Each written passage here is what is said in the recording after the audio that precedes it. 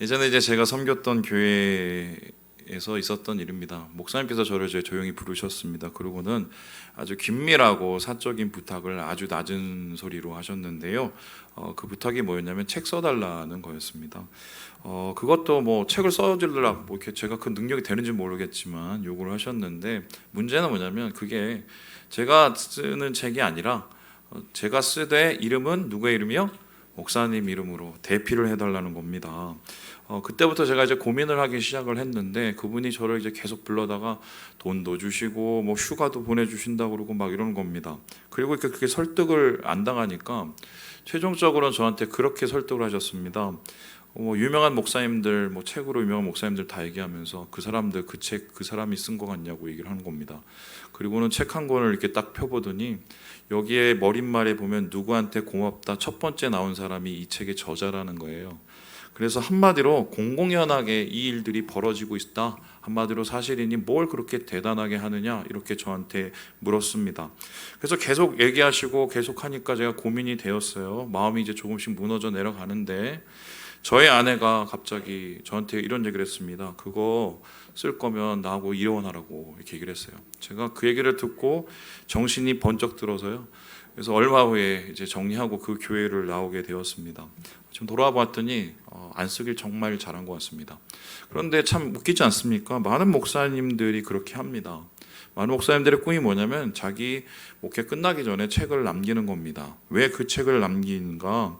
자신의 업적 그리고 성공한 목회를 인정받으려는 것이 아닌가 저는 싶은데요. 미리 말씀드리지만 저도 목회 거의 끝날 때쯤에 책을 쓸 겁니다. 그래서 여러분들 투자하실 분들 미리 돈을 좀 준비해 주세요. 아이고 박 목사님도 똑같구나. 아닙니다. 저는 좀 다른 책을 쓰려고 그러는데, 제가 쓰고 싶은 책은 나는 이렇게 목회 성공했다가 아니라 나는 이러다가 목회 망했다를 쓰고 싶습니다. 왜냐하면은 제가 목회하면서 실패했던 일들 낱낱이 소상히 가림없이 고발하듯이 쓸 생각인데, 솔직히 그게 훨씬 더 도움이 되더라고요. 왜냐하면 누가 실패한 얘기를 듣다 보면은 저도 똑같은 그 길을 가게 되는 걸 제가 여러 번 경험을 했거든요. 저는 그래서 좀 저의 실패의 경험을 나눠서 제 후배 목회자들은 조금이라도 도움이 돼서 그런 실패를 저처럼 안 했으면 하는 바람에 책을 쓸 생각입니다. 여러분, 이 책 제가 쓰면 팔릴 것 같아요? 안 팔릴 것 같아요? 분명히 안 팔립니다. 그래서 여러분한테 투자를 하라는 거예요. 듣기 싫은 이야기이기 때문이죠. 그런데요, 저만 이런 생각을 하는 게 아니라 성경도 그렇게 생각한다면 어떻습니까? 하나님도 그렇습니다. 우리 성경에 도움이 되는 얘기를 생각할 때 이렇게 하면 축복받더라, 이렇게 하면 성공하더라, 이런 얘기 많이 들었습니다. 그렇게 해서 축복받고 성공 받는 듯한 사람들도 많이 보입니다. 그런데 한번 생각해 보세요. 그러한 축복, 축복과 성공들이 우리에게 어떤 영향을 주었습니까? 소위 성공한 목회자, 성공한 크리스천들이 어떻게 추락하고 몰락하는지, 말은 크리스천인데 정말 세상 사람들과 다름없는 일을 하는 사업가들, 우리 많이 보고 실망하지 않았습니까? 이미 겪을 만큼 겪게 된 것이지요. 그래서요, 이 성경이 우리에게 필요한 이유는 사실 성공의 이야기 때문이 아닙니다. 실패의 이야기 때문이라고 할 수 있습니다. 축복이 아니라 몰락이죠. 왜 그럴까요? 그렇게 해야 그 길을 가지 않기 때문입니다. 가던 길도 되돌아오기 때문이죠. 목사님 항상 좀 이렇게 부정적으로 말씀하신가요? 이렇게 얘기하는데, 하나님도 그렇게 생각하신다면 여러분 어떻게 믿으시겠어요? 여러분, 십계명 아시죠? 우리가 지켜야 될 10가지 제명. 이 10가지 계명 중에 하지 말라가 몇 개인지 아십니까? 8개입니다. 하라는 것은 딱 2개예요. 부모 긍경, 안식일. 부정적인 명령이 8개, 80%가 됩니다. 그리고 보통 축복 좋아하시는 분들이 좋아하는 성경이 있습니다. 신명기 28장입니다. 그래서 이거를 축복장이라고 그러는데, 여러분, 이 축복장에서 축복이 총 68절 중에 몇 절에 해당되는 줄 아십니까?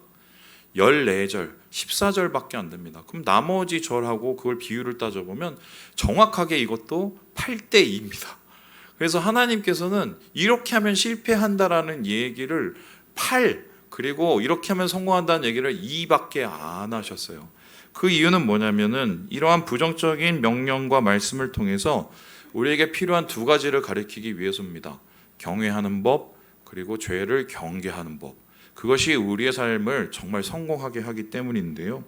그런 의미에서 오늘의 말씀은 매우 의미가 있다. 왜냐하면은 이 말씀만큼, 이 사람만큼 실패에 대해서 적나라하게 다룬 사람이 없기 때문입니다. 그 사람은 누구냐? 바로 삼손인데요. 근데 삼손은 사실은 실패를 하기에는 너무 성공할 수 있는 조건을 많이 갖춘 사람입니다. 그 사람의 처음 모습을 지금 이렇게 그리고 있는데요. 보여주시죠. 여러분, 사람이 손으로 사자입을 찢는 사람이 있습니까? 예, 이 사람이 바로 누구라고요? 삼손입니다. 괴령이지요. 지금 같아서는 뭐 액션 배우나 스포츠 스타 돼도 사람의 각광을 받지 않겠습니까? 그런데 이때는 힘이 곧 능력이고 권력인 시대였습니다. 그래서 삼손은 이 초인적인 힘에 걸맞게 무엇이 되었냐면 이스라엘의 사사가 됩니다. 사사를 쉽게 설명해 드리면은 지금의 대통령이에요. 한마디로 성공한 인생이었죠. 그런데 그의 끝은, 그의 인생은 완전히 달랐습니다. 드라마틱한데요. 그의 끝을 300년이 지난 이 화가가 이렇게 그리고 있습니다. 보여주시죠. 눌러주실까요? 삼손이 완전히 몰락해 버리고 맙니다. 눈이 뽑히고 사슬에 매이고 사람들의 손가락질을 받고 힘을 잃고 무기력하고 쓸모없는 인간이 되어버렸습니다. 완전히 롤러코스터죠. 너무나 극적인 인생, 드라마틱한 몰락입니다. 부자는 망해도 3년을 간다고 하는데 괴력의 사나이 삼손은 한순간에 이렇게 완전히 몰락을 하고 맙니다. 여러분, 이 삼손이라는 이 단어의 뜻이 뭐냐면은 태양입니다. 태양의 후예이자 아들이지요. 그래서 삼손을 보면 왜 이런 이름을 지었냐면은 그들의 인생에서 태양같이 낳은 아들이고, 그리고 이 아들이 나중에 커서 세상을 밝히는 태양이 됐으면 좋겠다라고 생각을 해서 이 이름을 지습니다. 저도 이름이 성민인데 왜 성민이냐면은 밝힐 성의 백성민이에요. 어떻게 보면 저도 삼손하고 이름이 좀 비슷한 사람이거든요. 그런데 이러한 이 부모의 기대에, 그런데 어떻게 되었느냐? 왜 이런 기대를 할 수밖에 없었냐면 그 당시 상황이 그랬어요. 이 당시에 이스라엘은 자유국가가 아니었습니다. 블레셋의 통치 아래 있었습니다. 몇 년을 그렇게 지냈냐면 40년이에요. 우리나라가 일제강점기가 몇 년이었죠? 40년이 넘었죠. 그렇게 지금 일본의 지배를 받는 것처럼 블레셋의 치하에서 고통을 받고 있었던 것입니다. 하지만 부모님의 바람, 이 태양과 같이 밝혀야 되는 사람은 곧 지고 맙니다. 찬란하게 빛나고 세상을 밝힐 줄 알았던 작은 태양이 아니라, 그 삼손이 아니라 별똥별이 되고 마는 것입니다. 그래서 오늘 우리가 이 말씀을 살펴보려는 이유인데요. 왜 그는 이렇게 되었을까? 그의 몰락의 이유는 도대체 무엇이었을까? 그 이유를 여러 가지로 꼽을 수 있겠지만 시작이 반이라고 하죠. 오늘 우리 본문에는 삼손의 첫 번째 사역이 나타납니다. 그 사역의 모습이 뭐냐면은 사자를 때려잡는 겁니다. 의외로죠. 그리고 그 후에 행동은 더 의외인데요. 바로 이 그림 한 장을 보십시오. 자기가 때려 눕히고 찢어 죽인 그 사자에게 가서 그 내장에 손을 넣어서 거기에 있는 꿀을 취하는 이 장면, 이게 바로 삼손의 첫 번째 사역과 첫 번째의 죄입니다. 여러분, 이 행동은 굉장히 심각합니다. 왜냐하면은 그가 다름 아니라 나실인이었기 때문입니다. 나실인이라는 것은 어떤 사람이냐? 이 구별된 사람인데, 삼손을 처음으로 얘기하시고 주겠다고 말씀하셨던 이 하나님의 사자는 그가 어떠한 삶을 살아야 되는지를 이렇게 얘기했습니다. 우리 함께 13장 7절의 말씀을 읽어보도록 하지요. 시작. 그가 내게 이르기를, 보라, 내가 임신하여 아들을 낳으리니 이제 포도주와 독주를 마시지 말며 어떤 부정한 것도 먹지 말라. 이 아이는 태에서부터 그가 죽는 날까지 하나님께 바쳐진 나실인이라 하더이다 하니라. 나실인은 하나님께 바쳐진 사람이었기 때문에 하나님을 향해서 전적인 헌신이 요구되었습니다. 그래서 일반 이스라엘 백성에게 요구되지 않는 좀 과도해 보이는 규정이 있었는데요. 크게 세 가지라고 볼 수 있습니다. 첫 번째는 포도에서 나는 것을 닿지도 못하게 합니다. 이 포도는 잘못하면 취할 수도 있고 좀 세상을 가리키는 것 때문에 아마 그랬던 것 같고요. 두 번째는 부정한 것, 특별히 이제 죽은 시신이나 시체를 만지지 못하게 만들었습니다. 세 번째는 머리나 이 털을 자르지 못하게 했어요. 아마 저 사람 나실이다 그렇게 구별하게 하려고 했던 것이 아닌가. 그런데 중요한 것은 하나님이 거룩하게 구별하게 하려고 했던 이 사람, 오늘날로 따지면은 사역자고 직분자입니다. 그리고 성도지요.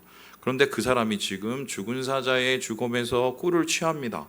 그러면 이건 두 가지를 지금 위반한 거죠. 첫 번째 뭐예요? 사체 접촉, 시신을 이렇게 접촉했다는 거예요. 두 번째는 뭐를 무너뜨렸습니까? 하필이면 이 사자를 죽인 곳이 어디였냐면 포도밭이었습니다. 그러니까 포도에 가까이 가지 말라는 이것을 한꺼번에 두 개를 어기게 된 것입니다. 삼손이 모르고 행동을 했었을까? 중요한 것은 이게 처음이 아니라 두 번째 가게 되는 거니까 고의성이라는 거죠. 그럼 고의성이라는 건 알고도 한 죄라는 것인데, 이 고약한 죄를 지은 이것이 결국 삼손을 파멸로 이끌게 됩니다. 그렇다면 이제 질문을 해보죠. 이 몰락의 서막, 오늘 이 삼손의 모습을 통해서 그렇게 보이는 이 장면, 왜 그는 이러한 자신의 이 죄를 간과하면서 이렇게 무모한 행동을 했을까? 이 말씀을 살펴보면은 오늘 말씀 속에서는 두 가지의 동사로 이것을 해석을 해내고 있어요. 이 첫 번째, 우리 8절의 말씀을 같이 한번 읽어볼까요? 시작. 얼마 후에 삼손이 그 여자를 맞이하려고 다시 가다가 돌이켜 그 사자의 주검을 본즉 사자의 몸에 벌떼와 뿔이 있는지라. 삼손이 그 사자에게 간 장면을 보입니다. 그런데 사자에게 가려고 원래 했던 게 아니래요. 자기가 맞이하려는 신부 집에 가려다가 어떻게 해요? 뭘 했대요? 돌이켰다고 얘기를 합니다. 그래서 사자한테 가서 사자에게서 손을 내밀어서 꿀을 취하게 된 거죠. 그런데 여기에 이 돌이키다는 동사가 되게 중요한 게요. 다음에서 보여주실까요? 이 동사가 수루라는 동사입니다.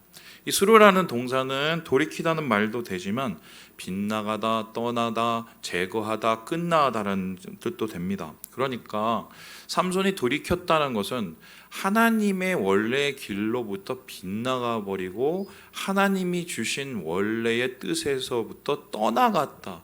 하나님이 원래 원하시던 삶을 완전히 끝내버렸다는 의미를 가지고 있습니다. 왜 가던 길을 이렇게 돌이키고 하나님이 원하시는 그 직분을 그렇게 소홀히 대하였을까? 단순한 실수였을까? 호기심이었을까? 다시 한번 말씀드리지만 이거는 한 번이 아니라 두 번입니다. 한 번은 부주의일 수 있지만 두 번째부터는 이제 상습적이 될 수가 있는 것이지요. 왜냐하면 거기에는 나쁜 의도가 있기 때문인데요. 그렇다면 삼손은 왜 가던 길을 돌이켜서 자기가 때려 죽인 그 사자의 시체로 갔을까? 저는 이 말씀 보면서 또 여러 가지 책을 찾아보면서 한 가지의 원인을 발견합니다. 그게 뭔지 아세요? 공명심이에요. 공명심. 공명심은 뭡니까? 공을 세워서 자신의 이름을 세우려는, 공과 명예를 세우려는 그러한 마음입니다. 한마디로 으쓱하고 싶은 거죠. 그가 돌이킨 곳 사자의 시신이 있었습니다. 그 사자는 무엇입니까? 자기의 능력으로 때려 죽이고 입을 찢은 것입니다. 그래서 그곳에 있어서 자기의 힘을 다시 과시하고 자기의 힘을 다시 보기 위해서 간 것입니다. 그것이 뭐 포도밭이든 혹은 나시린의 규정에 위배되든 상관이 없었습니다.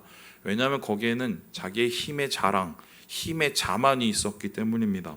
여러분, 큰 힘은 큰 책임이 필요합니다.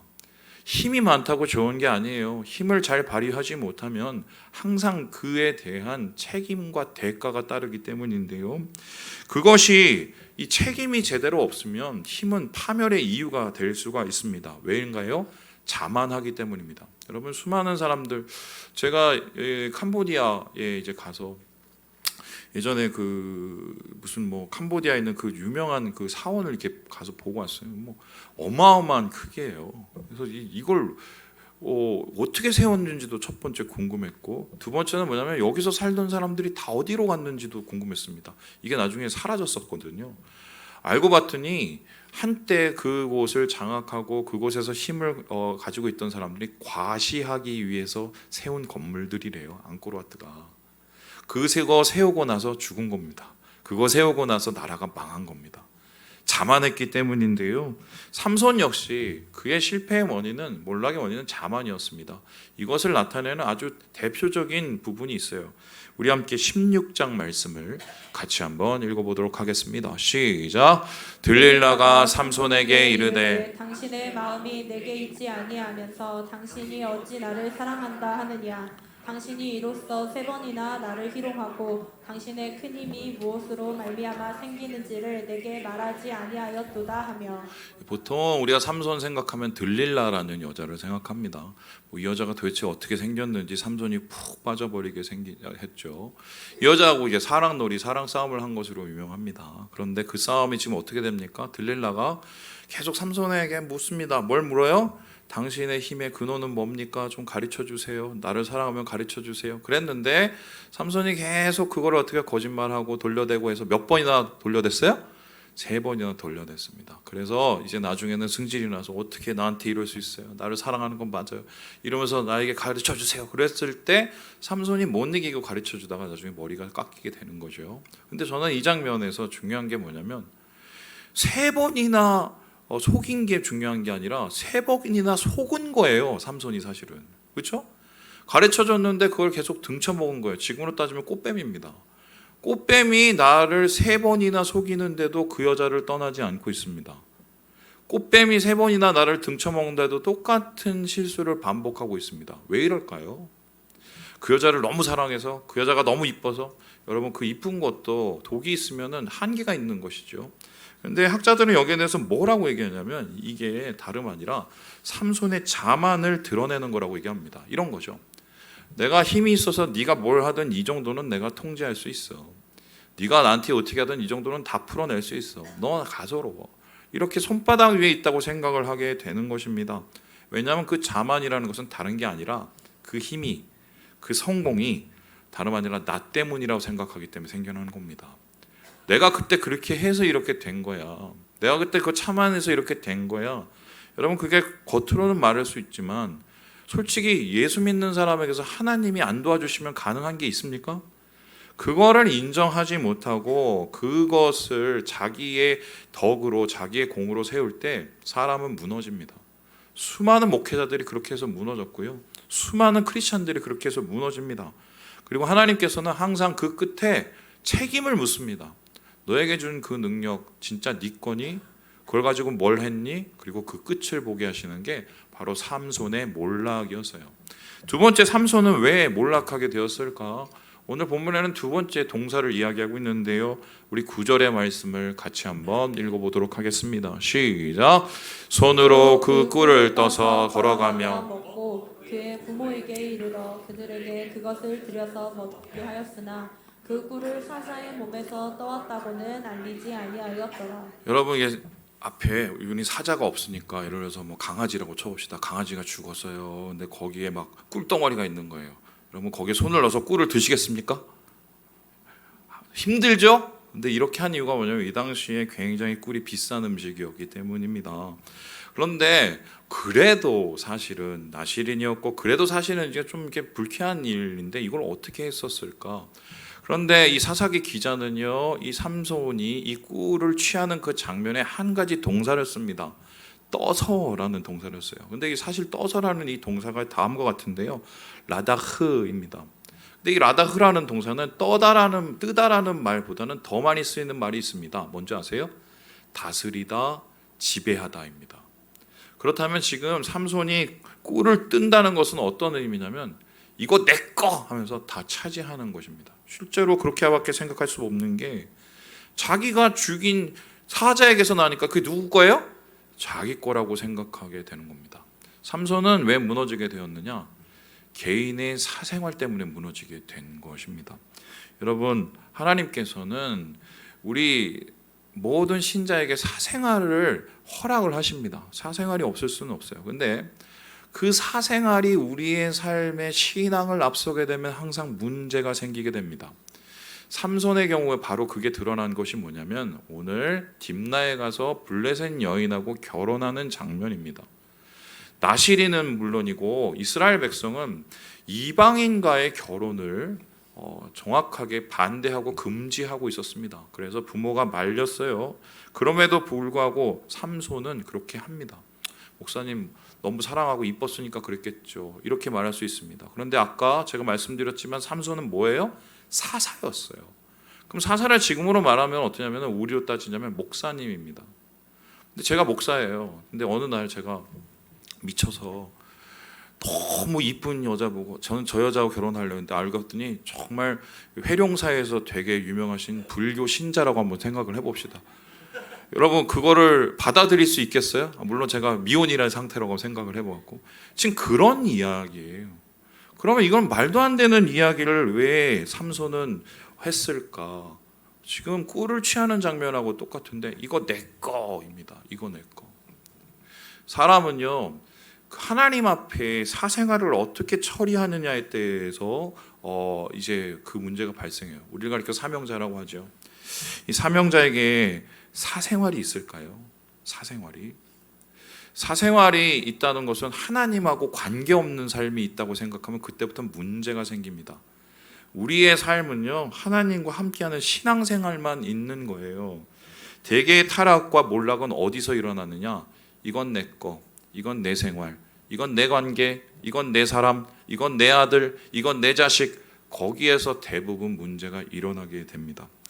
여러분 생각해 보세요. 제가 한마디 항상 가끔씩 얘기하는 건데 신대원에 저희 반에 한 그 전도사님이 계셨습니다. 그 정릉에서 사역하시던 분이었는데 이분이 어느 날 갔다 오면서 막 껄껄거리고 막 얼굴이 막 너무 밝은 거예요. 그래서 왜 그러나 봤습니다. 그랬더니 자기 핸드폰을 막 보면서 웃길래 꼭 알고 싶냐고 해서 뭐 웃으니까 뭐 그래 말해봐 그랬더니 사진을 하나 딱 보여주는 겁니다.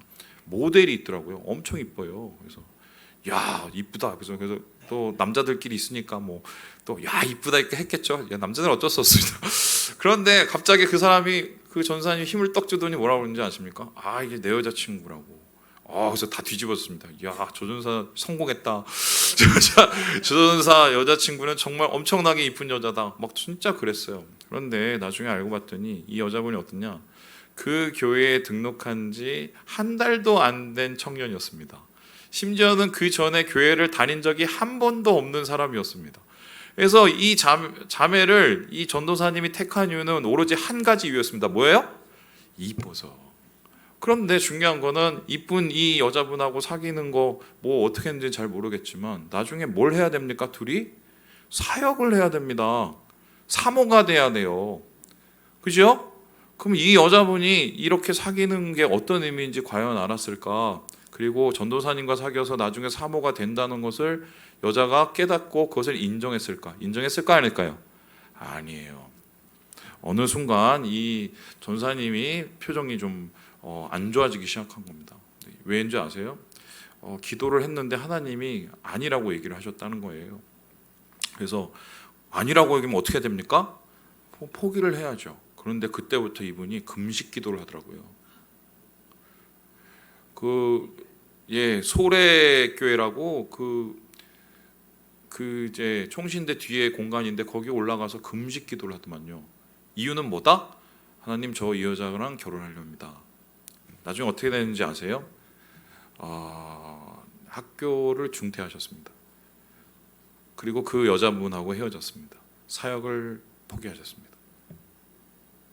사생활이 빚어지는 거죠. 바로 지금 삼손은 그러한 사생활 때문에 무너지게 된 거예요. 내 거. 거기에 그 꿀이 있었고 여자가 있었고 결국은 그의 몰락이 있었다. 그래 대해서 한병수 목사님이 이렇게 얘기를 하는데요. 우리 같이 한번 읽어보도록 하겠습니다. 시작. 나시린의 조항은 타인과는 아무런 관계도 없기 때문에 그 조항에 대한 삼손의 태도와 행실은 하나님을 향한 신앙의 실태를 고스란히 드러낸다. 여기에서 확인된 삼손의 신앙에는 하나님이 없다. 그는 조금의 망설임도 없이 위반한다. 어떠한 죄책감도 없다. 사람들의 신앙은 대체로 아무도 보지 않는 상황에서 벌거벗은 것처럼 노출된다. 그 삼손에게서 나시린 선약은 세 가지였어요. 포도, 그 다음에 시체, 그리고 머리카락. 근데 머리카락 말고는 이 두 가지는 사실 사람이 이걸 했는지 안 했는지 잘 모릅니다. 사생활이죠. 그런데 거기에 대해서 하나님이 없어요. 없게 되면 결국 그것 때문에 무너지게 되는데 사실 성도가 변질되고 타락하는 이유 바로 이러한 이유죠. 사생활이 뭐를 앞섭니까? 사명을 앞서기 때문입니다. 자만이 사명을 앞서기 때문입니다. 그래서요 사실은 삼손이 멸망한 이유는 과도한 힘과 과도한 유혹 때문이 아닙니다. 한 가지가 없어서 그랬어요. 뭐죠? 사명입니다. 사명. 사명이라는 것은 무엇입니까? 사명이라는 것은 하나님이 주신 우리의 삶의 방향과 비전과 뜻을 의미합니다.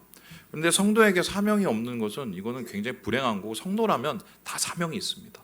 그러면 사명이 없어진, 사명을 잃어버리게 된 성도, 사명을 잃어버리게 된 목사는 어떻게 될까? 이를 나타내는 대표적인 인물이 있습니다. 보여주시죠. 바로 이 사람입니다. 하나님이 첫 번째 왕으로 사울을 세우셨습니다. 그는 모든 능력과 잘생겼어요. 키도 커요. 사람들의 신망도 받았습니다. 이렇게 좋은 자원과 이렇게 좋은 시간을 무엇하려고 낭비합니까? 다윗 쫓아다니려고 죽이려고 낭비를 합니다. 인생을 미치게 되는 거죠. 사람이, 성도가 사명을 잃게 되면은 정력과 시간을 쓸데없는 일에 낭비하게 되고 결국 이런 미친 행동을 하게 되는 것. 여러분, 이게 사울뿐일까요? 뿐만 아니라 사명자가 사명을 일어날 때 나타나는 부정적인 가장 올락이 있어요. 이게 뭐냐면 예수님께서는 여기에 대해서 이렇게 얘기하시는데 마태복음 5장의 말씀을 같이 한번 읽어보도록 하겠습니다. 시작. 너희는 세상의 소금이니 소금이 만일 그 맛을 잃으면 무엇으로 짜게 하리요? 후에는 아무 쓸데없이요 다만 밖에 버려져 사람에게 밟힐 뿐이니라. 소금은 짜야 되는데 안 짭니다. 그럼 맛을 잃었으니까 어떻게 해요? 가짜 소금은 버려야죠.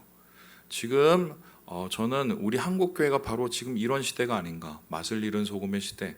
한마디로 이 한국교회는 지금 삼손의 시대를 살고 있어요. 그 삼손의 시대는 뭡니까? 사명자에게 사명이 없어요. 여러분, 사명이 없는 능력은 저주입니다. 사명을 잃은 성도는 지금 예수님 말씀처럼 조롱을 당하고 밟히는 거예요. 오늘날 우리 한국교회의 모습이 바로 지금 이 삼손의 몰락과 동일한 것은 아닌가, 그런 생각을 저는 하게 되었어요. 이렇게 한번 얘기를 해보면 또 이런 질문이 생기더라고요. 그러면 그렇게 의지도 부족하고 그렇게 유혹에 넘어지는 그 삼손을 왜 하나님께서 큰 힘을 주셔서 말이야 그렇게 삶을 힘들게 하셨어? 그냥 대충 그냥 범인처럼 대충 평범한 사람처럼 살게 만들지. 그렇게 힘든 자리를 주니까 그렇게 당연히 힘들게 넘어지게 된 거지. 이렇게 얘기할 수 있어요. 이런 질문은 사실은 삼손에게 하는 걸 수도 있지만 우리 자신에게도 하는 걸 수 있습니다. 우리가 맡고 있는 사명, 또 우리가 맡고 있는 헌신의 그 자리, 사실 우리를 되게 힘들게 하고 부담스럽게 할 수 있거든요. 그런데 여기에는 되게 중요한 비밀이 있어요. 제가 이번 주에 계속 삼손을 묵상하면서 발견해낸 건데, 왜 삼손 한 명에게 큰 힘을 주었을까? 다른 사사에게는 큰 힘을 함께 만들 수 있는 리더십을 줬는데 삼손에게만 큰 힘을 부어주신 거예요. 그런데 이것은 이 장면을 보면 적나라하게 이유가 드러납니다. 우리 함께 15장 12절 말씀을 같이 한번 읽어보도록 하겠습니다. 15장 12절 말씀입니다. 없나요? 같이 한번 읽어보겠습니다. 시작. 그들이 삼손에게 이르되 우리가 너를 결박하여 블레셋 사람의 손에 넘겨주려고 내려왔노라 하니 삼손이 그들에게 이르되 너희가 나를 치지 아니하겠다고 내게 맹세하라 하매. 이게 어떻게 된 거냐면요, 이제 삼손이 복수를 해서 블레셋 사람들을 죽입니다. 그랬더니 블레셋 사람들도 너도 한번 당해봐라 이거 유대 사람들을 쫓아옵니다. 그랬더니 유대 사람들이 어떻게 하느냐? 우리한테 왜 그러세요? 그 삼손이 그랬잖아요. 우리가 삼손을 잡아드릴게요. 이렇게 얘기합니다. 그리고 삼손에게 옵니다.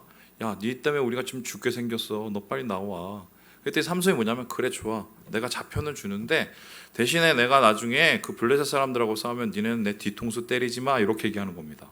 이것을 보고 뭐가 느껴지나요? 유대 백성, 이스라엘 백성도 역시 사명이 없습니다. 40년 동안 지내면서 지금 어느 정도 수준에서 타협하고 블레셋하고 살고 있는 거예요. 공존하고. 그러면서 자기가 누구인지 하나님이 맡기신 뜻인지 뭔지를 똑같이 까먹고 있는 겁니다. 그러니까 삼손만 사명을 잃은 게 아니라 유대 지파들 혹은 이스라엘 지파가 똑같이 그렇게 사명을 잃어버린 거예요. 그래서 하나님께서 사실 큰 힘을 모든 사람에게 부어준들, 리더십을 부어준들 사람이 그걸 가지고 사명으로 일어나서 블레셋과 싸울 생각이 1도 없었기 때문이에요. 마치 세상 속에 타협하면서 하나님의 뜻하고는 전혀 상관없이 살아가는 이 세상의 크리스타인들의 모습을 나타내는 것이 아닌가. 그래서 하나님께서는 차라리 한 개인에게 큰 힘을 줘서 그 사람의 삶을 이렇게 저렇게 해서 하나님의 뜻을 이루기 원하셨던 것입니다. 뿐만 아니라 여기는 더 중요한 일이 하나 가지가 있는데 삼손의 그 끝의 모습이었어요.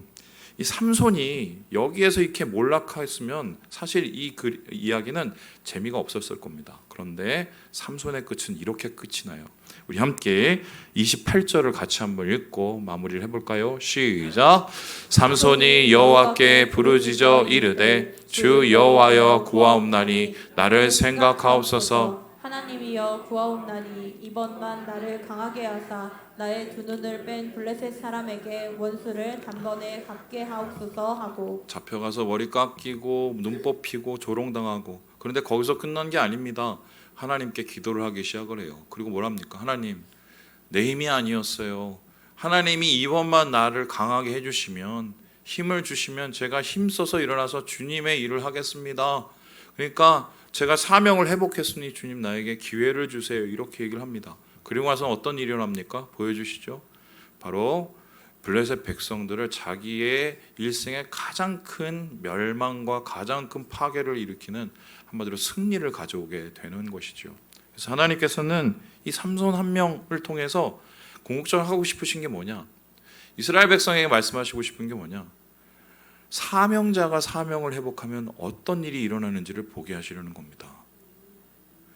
사명자가 사명을 잃었을 때 당하는 그 모습과 더불어서 이 세상에 있는 사명자가 다시 그 사명을 붙잡고 돌이키고 일어섰을 때 하나님이 어떤 놀라운 일을 이루게 하시는지를 보시기 위해서 삼손을 우리에게 지금 나타내고 계신다. 말씀을 마치려고 하는데 이제 사명에 대한 생각을 하면서 제가 떠오르는 이제 찬양이 있었습니다. 뭐냐면 제가 이제 사명에 대해서 가장 깊은 고민을 하고 또 하나님께 가장 큰 질문을 받았을 때가 있었어요. 이제 그때가 뭐냐면 준비도 없이 이제 중국에 가서 거기서 사역하는 그 1년 반의 순간이었어요. 거기까지 과정이 되게 쉽지 않았는데 하나님께서 강권적으로 보내셨고 제가 거기서 이제 사역을 했는데 이 찬양 부르면 그때 생각이 이제 되게 많이 납니다. 한번 제가 불러볼게요. 주를 사랑한다고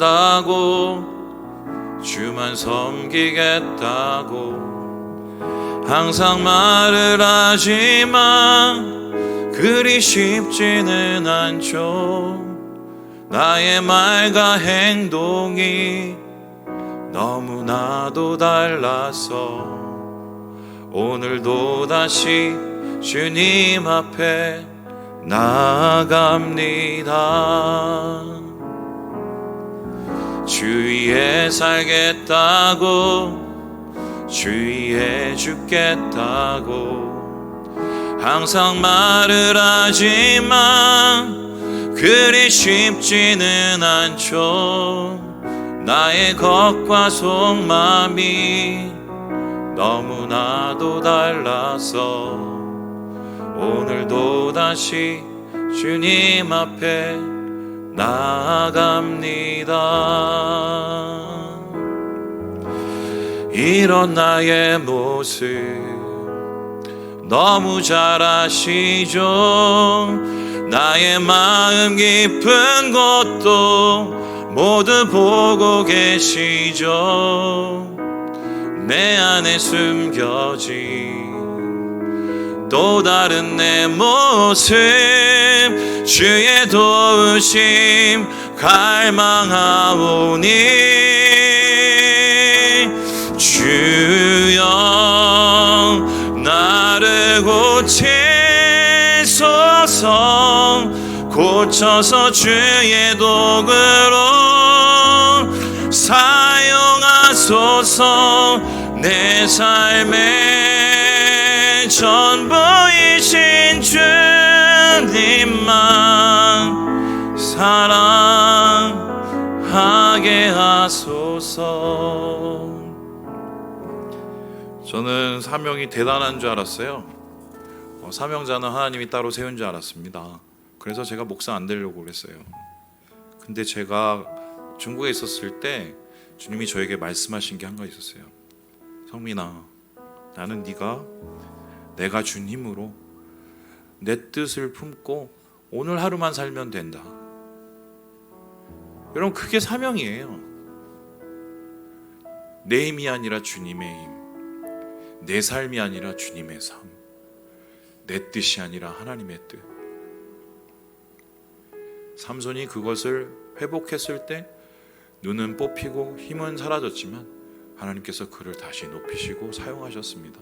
저는 우리 교회와 우리 성도들이 정말 이런 일들이 일어났으면 좋겠습니다.